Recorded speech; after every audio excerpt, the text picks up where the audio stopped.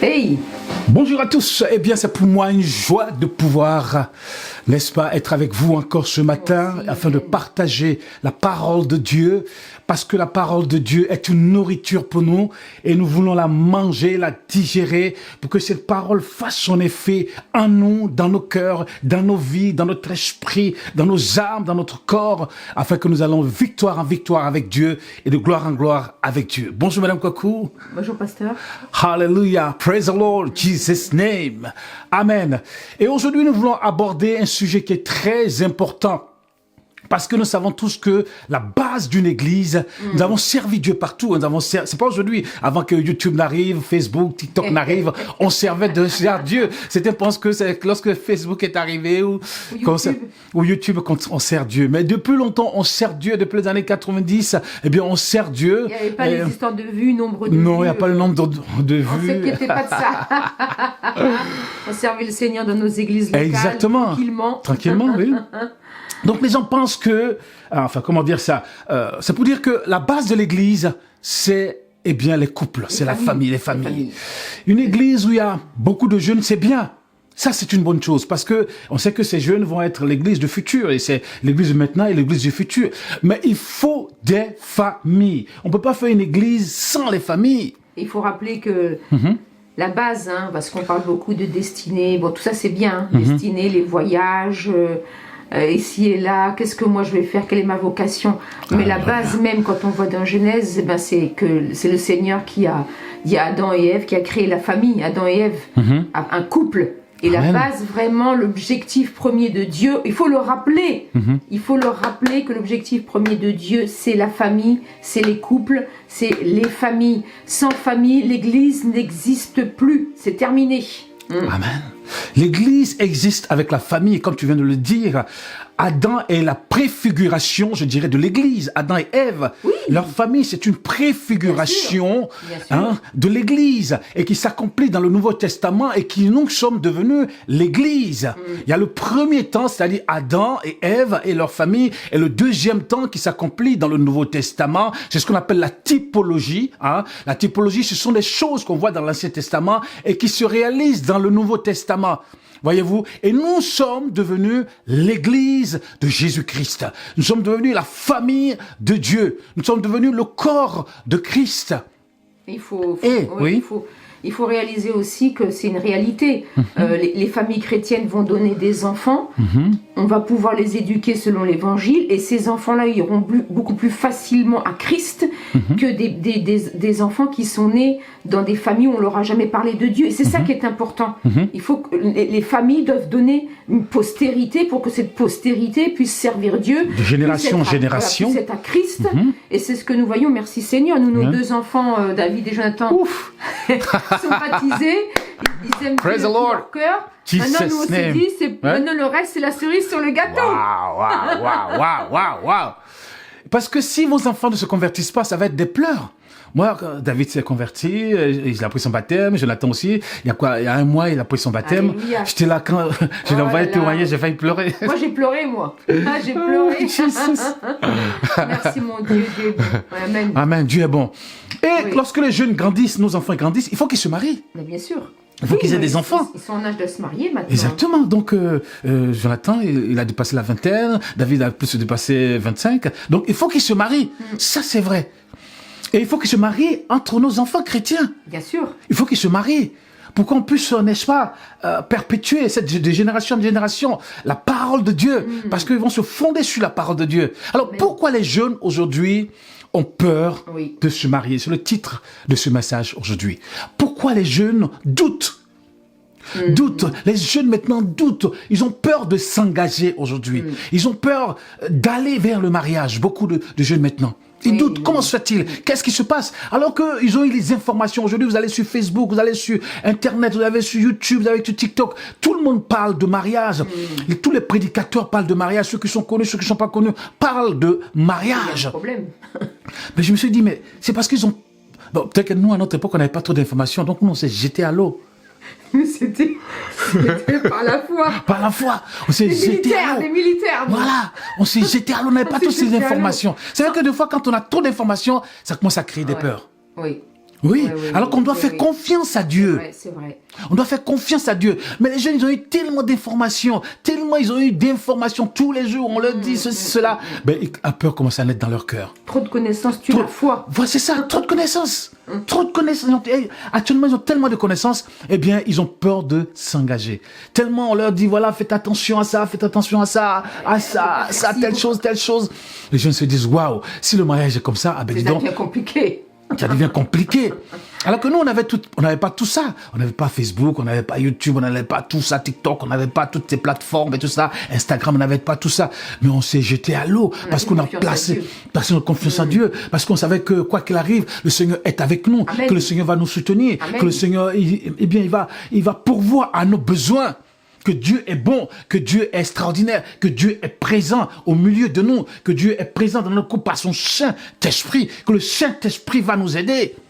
Oui, et puis il faut bien comprendre, mes frères et sœurs, et puis nous, ce que l'on voit aussi, c'est que souvent, on ne sait pas pourquoi, souvent on a remarqué que les sœurs, elles disent non.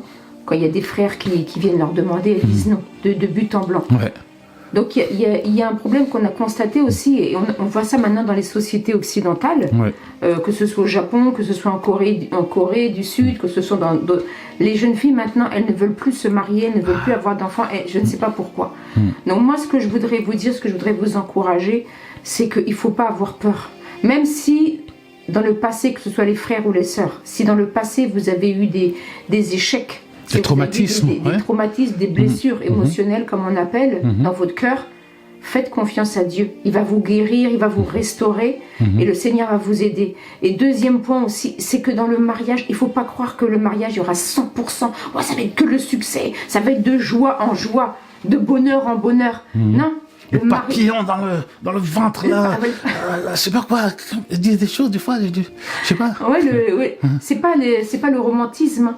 Le mariage, c'est voulu par Dieu. Ce sont deux êtres que le Seigneur va unir pour une mission que le Seigneur a prévue pour nous sur terre, c'est-à-dire fonder une famille et donner aussi une postérité qui pourra croire en Christ, et etc., etc. Donc moi, ce que je voulais vous dire, c'est que le mariage, il y aura des difficultés. Il y aura des souffrances. Vous allez blesser votre époux. Votre époux pourra vous blesser. Mais il faudra apprendre à pardonner et passer au-dessus de ça. Quand vous voyez, par exemple, dans la Bible, quand vous voyez Adam et Ève, pourtant c'était la volonté de Dieu. Mais est-ce qu'ils n'ont pas eu de problème? Ils ont eu des problèmes graves même. Mais ils ont tenu le coup. On n'a pas vu Adam qui a dit, bon bah Ève, allez, j'en ai marre de toi, regarde ce que tu as fait, t'es une catastrophe ambulante. Je sais pas. Ou quand on voit Rebecca et Isaac aussi, c'est pareil. Tous les couples, même ceux que Dieu a unis, il y a eu des problèmes. Moi, ce que je veux vous dire, c'est que vous pourrez faire tout ce que vous voulez. Il n'y aura pas de mari parfait. Il n'y aura pas de femme parfaite. Il faut avoir confiance en Dieu. Et Dieu, en fait, petit à petit, au fur et à mesure des années du mariage, Alléluia. Il nous change. Il nous transforme. Moi, maintenant, l'union que mon mari, l'accord que mon mari, que j'ai avec mon mari, l'entente qu'on a, la compréhension l'un de l'autre. Vous croyez, ça s'est pas fait en un jour, ni en 2 années comme ça du mariage. Ça a été un processus. Alléluia. Donc on vous encourage vraiment à vous marier. Alléluia. Alléluia. Alléluia. Et aujourd'hui, on a l'impression que les jeunes ont peur. Ils ont peur de se marier. On a l'impression que l'ennemi a jeté la peur dans le camp des jeunes. Et surtout les jeunes sœurs. Quand les jeunes frères viennent vers les sœurs elles disent non. Comment dire, enfin, je n'en dis, il le casse le cou. Il te casse le cou.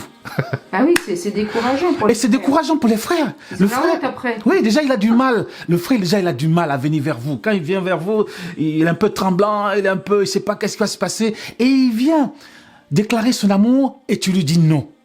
Si tu lui dis non, comment il va faire pour revenir? Parce que des fois, il y a des sœurs, elle veut jouer avec toi, aujourd'hui, elle dit non, et puis après, elle va dire oui. Mais le frère, après, il est découragé. C'est ça le problème. Donc aujourd'hui, la peur, aujourd'hui, dans le camp des jeunes. Parce qu'ils ont peur de ne pas trouver la bonne personne. Parce qu'ils ont peur que je vois de l'avenir. Parce qu'ils ont peur de ne pas pouvoir prendre peut-être les responsabilités qui vont venir. Tu vois? Donc aujourd'hui, ils doutent, ils ont peur de s'engager. Et ça devient difficile. Et on voit dans nos églises, même dans les grandes églises, on voit, c'est vrai qu'il peut y avoir des mariages, mais les mariés, il n'y a pas beaucoup de mariages. Il n'y a pas beaucoup. Par rapport au nombre de personnes. Par rapport au nombre de personnes qu'il y a dans les églises. S'il y a 1000 membres, au moins il faut au moins 20 mariages par an. Oui. Hein? 20 mariages dans l'année, ou même 30, 50 mariages dans l'année. Tu vois? Parce qu'il y a beaucoup de jeunes. Et surtout dans les églises, il y a beaucoup de jeunes. C'est au moins 2000, 3000, 4000. Mais il faut au moins 100 mariages. Oui, on discutait là avec un jeune frère, là, il est dans une assemblée. Il y a d'autres frères dans l'église, ils sont seuls. Il y a des frères aussi il y a des sœurs qui sont célibataires, ils se regardent. Et en discutant avec lui, il nous a dit oui, mais parce qu'en fait, les frères, ils sont allés vers les sœurs. Et à chaque fois, elles ont refusé, elles ont dit non. Ah. Donc maintenant, tout le monde est là. Chacun est de son côté, avec tous ses problèmes. Moi, je ne comprends pas. En fait, les sœurs, je ne sais pas ce que vous voulez. En fait, il ne faut pas attendre que le frère... Alors oui, moi, il faut qu'il ait un travail. Oui, il faut qu'il gagne tant. Oui, il faut qu'il ait telles années d'études. Moi, quand Emmanuel et moi, on se rencontrait, on n'avait pas de maison, on n'avait pas d'appartement, on n'avait pas grand-chose. Mais le Seigneur nous a aidés petit à petit. Nous, on n'a pas eu notre maison, on a attendu longtemps. On a été longtemps des années en appartement, jusqu'à ce qu'on ait notre maison. Mais maintenant, il faut apprendre à être patient. Vous voulez tout de suite. Mais non, ça ne se fait pas comme ça avec Dieu. Sinon, qu'est-ce qui va se passer? Les années vont passer, vous allez avoir 30 ans, 32, et puis après, ça va être compliqué. Ça va être très compliqué. Et puis, vous allez vous retrouver avec la tentation d'aller avec quelqu'un dans le monde. Ah oui, c'est ça. Donc, mes sœurs, vraiment, moi, en tant que femme de pasteur et en tant que femme aussi, je vous encourage, avant que vraiment la personne vraiment ne vous convient pas, mais vraiment ne dites pas non vite, comme ça. Vous dites merci, bon mon frère. Voilà, et en plus, des fois, exactement. ce qui se passe, comme nous a dit ce jeune frère, des fois, ils disent que les sœurs viennent discuter, rigoler. Donc le frère, il dit, ah tiens, peut-être qu'elle est amoureuse de moi, peut-être que voilà. Et il s'imagine des choses, donc après, il va, il s'imagine des choses, donc après, il va vouloir se déclarer, il va vouloir se déclarer. Et vous, non, mais qu'est-ce que tu as cru quoi, toi? Non, mais c'est pas comme ça. C'est pas comme ça. Puis si Dieu voit que vous refusez des frères, vous n'aurez pas plus grand-chose après. Hein. Vous allez récolter ce que vous avez semé. Donc vraiment, avant de dire non, vraiment aller dans la prière et dire Seigneur, voilà, ce frère, il m'a demandé. Est-ce que c'est ta volonté, Père? Est-ce que c'est ta volonté? Amen. Et le problème, c'est que des fois, les sœurs aujourd'hui, enfin, moi, c'est ce que je vois aujourd'hui. Hein. Je suis pas là pour accuser les sœurs, mais des fois, les sœurs veulent que le gars soit déjà parfait. Mais un diamant, quand tu le prends, il n'est pas encore parfait, le diamant. Il faut qu'il soit taillé. Un diamant sort de la boue, enfin, il sort de la poussière et tout ça. Mais le frère que vous voyez devant vous, vous voulez qu'il soit parfait, qu'il ait tout déjà, mais c'est impossible. Vous-même, les sœurs, excusez-moi, mais vous n'êtes pas des diamants non plus bruts. Hein. Enfin, vous n'êtes pas des diamants qui brillent. Hein. Exactement. Dieu doit faire un travail aussi. Hein. Exactement. Donc, aujourd'hui, le problème se trouve ce côté-là. Et les frères, ils ont peur d'aller vers les sœurs maintenant, et chacun maintenant de son côté, chacun maintenant regarde l'autre comme ça, il se regarde, et ça, c'est pas bon pour l'avenir. Et on voit que certains, pour moi, ça allait en âge, ils dépassent la trentaine, la quarantaine, et après, ça devient compliqué, tout ça. Tu vois? C'est ça. Et donc, il va falloir qu'on appelle trouver une solution. Voyez-vous, le monde et l'église, c'est pas pareil. Oui. Le monde, parce qu'avant, on était dans le monde, et maintenant, on est venu à Christ. Avant, dans le monde, du monde, c'est pas la même chose. Avant, dans le monde, il fallait être vraiment beau, tout ça, drague la fille, machin. Il faut, mais ça, c'est pas ce qu'on a dans l'église. Dans l'église, on fait confiance à Dieu. Amen. On met notre confiance à Dieu. Dieu envoie un homme vers toi. Dieu envoie une femme vers toi. Dieu va te confier un homme. Dieu va te confier une femme. On doit mettre notre confiance dans le Saint-Esprit. Amen. On n'est plus dans le monde. On n'est plus dans le monde où on veut qu'il ait voiture, il est Rolls-Royce, il est Maserati, il est ceci, cela, il est 4x4. Voilà. Essaye avant le mariage, quoi. Comme on dit. Certains veulent essayer. Faut goûter avant le mariage. Oh my God. Oh my God. Pour être sûr. Oui, il y a des gens qui prêchent ça. Abidjan, il y a des gens qui prêchent ça. Moi, j'ai rien contre la personne. Mais comment on peut dire qu'il faut goûter avant le mariage? Comme si la sexualité, c'était la chose la plus importante. C'est incroyable. Ça a son importance. Ça a son importance, c'est pas la plus importante. Non. Parce qu'il y aura des moments, quand la femme est enceinte, ben, il n'y a pas de sexualité. Ou dans d'autres choses de la vie, une maladie. Bien sûr. La sexualité, c'est pas la chose la plus importante. Bien sûr. Dieu va vous confier une femme. Dieu va vous confier un homme. Il va falloir prendre soin de la femme. Il va falloir prendre soin de l'homme. Voyez-vous, moi, quand on s'est marié, franchement, j'avais lu quelques livres, mais bon... Voilà, je me suis engagé. Je ne savais pas grand-chose. Je ne savais pas grand-chose, mais bon, je savais un peu parce que j'ai lu certains livres et tout ça, et tout ça. Mais j'ai placé ma confiance en Dieu. Amen. Je me suis dit, je vais m'engager. mais le Seigneur est avec moi. Le Seigneur va pouvoir financièrement. Le Seigneur va pouvoir matériellement. Le Seigneur va pouvoir spirituellement. Le Seigneur va pouvoir dans tous les domaines parce qu'il est le fidèle, il est le véritable. La Bible dit qu'il est le fidèle et le véritable. Amen. Il est celui qui ne nous abandonne pas. Si Dieu est avec nous, qui sera contre nous? La Bible nous dit. Et Dieu est avec nous dans tous les domaines de notre vie. Que ce soit au niveau professionnel, que ce soit au niveau dans notre famille, que ce soit dans le mariage, Dieu est avec nous. Amen. Et les sœurs aujourd'hui, elles ont peur. Et l'ennemi a mis la peur dans le cœur de nos sœurs. Oui, parce que... Et si je marie, et si ça fonctionne pas, et si ça va pas, qu'est-ce que je vais faire? Je me suis déjà marié, donc je peux plus me défaire et tout ça. Mais à force de penser comme ça, vous allez finir. Vieille fille, c'est ça. Comme on dit. Alors que le Seigneur vous donne l'opportunité aujourd'hui. C'est ça. C'est vrai que moi, ce que je veux dire, c'est que des fois, c'est vrai que avant de venir à Christ, peut-être que vous avez vécu des trahisons avec des jeunes hommes de votre âge qui vous ont blessé, tout ça. Mais il faut remettre tout ça à Christ. Parce que là, c'est Satan qui a attaqué votre cœur pour vous faire peur, comme dit mon époux. Il faut que le Seigneur guérisse vos cœurs, que tu dis au Seigneur, demandez au Seigneur de guérir vos cœurs. Il faut aller de l'avant. Il ne faut pas se dire, voilà, j'ai vécu ça, donc ça va se répéter. Il faut faire confiance à Dieu. Et aussi, il faut vraiment passer du temps dans la prière. Amen. Arrêtez là de passer autant de temps dans les TikTok, dans les X, là, les Twitter X ou je ne sais quoi, les Facebook. Passez du temps devant la parole. Passez du temps devant Dieu. À prier. Et il vous montrera. Quand vous passez du temps dans la parole et devant Dieu, le Saint-Esprit vous parle. Et vous dire, voilà, moi le Seigneur m'a parlé par rapport à mon époux, mais ça ne s'est pas fait comme ça alors que, en ronflant. Mais c'est parce que j'ai été une sœur qui passait du temps dans la parole, dans la prière. C'est important. Amen. C'est vrai que le mariage ne sera pas facile. Il va y avoir des moments difficiles, il va y avoir des moments faciles. C'est comme ça, dans la vie, il y a des hauts, il y a des bas et tout ça.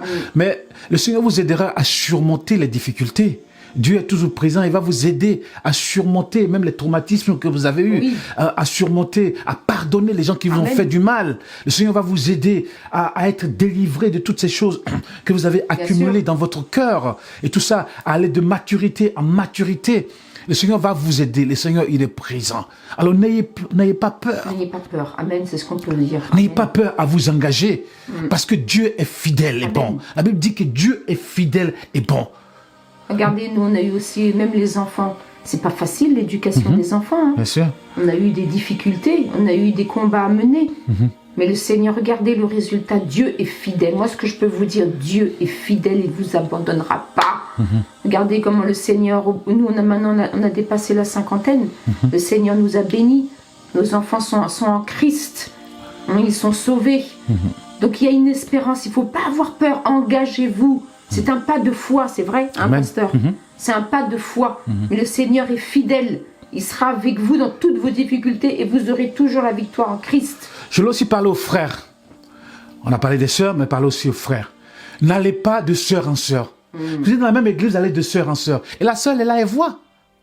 À force parce que j'ai vu certains, parce qu'ils sont tellement, ils se disent beaux, grands, merveilleux, et tout ça. Alors, ils vont de sœur en sœur. Ils s'amusent comme ça. Ils s'amusent. Et les sœurs, elles sont là, en voyant ça, elles sont découragées. Alors si tu viens vers elle, elle va te dire non, automatiquement. Parce qu'elle a vu que tu allais... Parce que dans l'église, les sœurs se parlent aussi.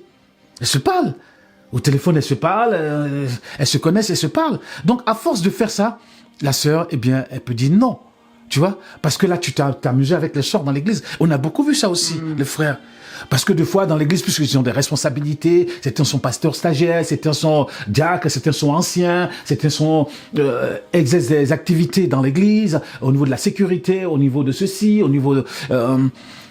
et ils pensent que, bon, ben, il a cette autorité-là de pouvoir s'amuser avec les sœurs. Tu vois? Certains dont son chantre dans l'église, donc puisqu'on les voit chanter, c'est merveilleux tout ça. Donc ils pensent que bon ben il peut s'amuser avec les sœurs qu'on appelle de la chorale, aller de sœur en sœur et tout ça. Non, ça c'est pas bien. Donc les frères aussi, eh bien, vous devez faire attention à cela. Et puis les sœurs aussi, bon, faut pas dire ah non moi ça ne me conviendra pas parce que il m'a pas offert de fleurs. Quand on va au restaurant, il s'assoit comme ça. Même si des fois il a des comportements, on va dire qui qui ne vous conviennent pas. Mais ça va changer, ça. C'est pas Amen. ça, c'est pas la priorité. La priorité, c'est de voir est-ce qu'il aime Dieu, est-ce qu'il il vient à obéissant au l'église, Seigneur. est-ce qu'il marche droit. Toutes ces choses-là, il porte des chaussettes de tennis. Ça, c'est des choses, des vêtements, même. La laine, s'il a une haleine, ben, il peut toujours, vous allez l'éduquer. Dire oui, il faut se brosser les dents, ça, c'est pas des choses qui doivent vous arrêter, ça. Donc vraiment, on vous prie vraiment de pouvoir, comme on dit, vraiment vous confier au Seigneur. Amen. Priez. Et Dieu vous montrera vraiment le chemin. Dieu vous montrera la personne qu'il faut pour vous. N'ayez Mes pas sœurs, peur. n'ayez pas Amen. peur. Dieu est présent. Cet esprit est bon. Et il est fidèle et bon. Et il est merveilleux. Que Dieu vous bénisse dans le nom de Jésus. Et on prie pour vous. Afin que là Amen. où vous êtes, bien que Dieu ouvre les portes pour vous, pour votre mariage. Afin que vous puissiez Au nom de vraiment, Jésus. vraiment vous marier et être Oui. heureux ou heureuse en Jésus-Christ. Merci Seigneur. Amen. Amen. Amen. God bless you guys. Amen. Amen. Amen. Je te bénisse, Madame Kwaku. Amen. Aussi, pasteur. Amen. Amen.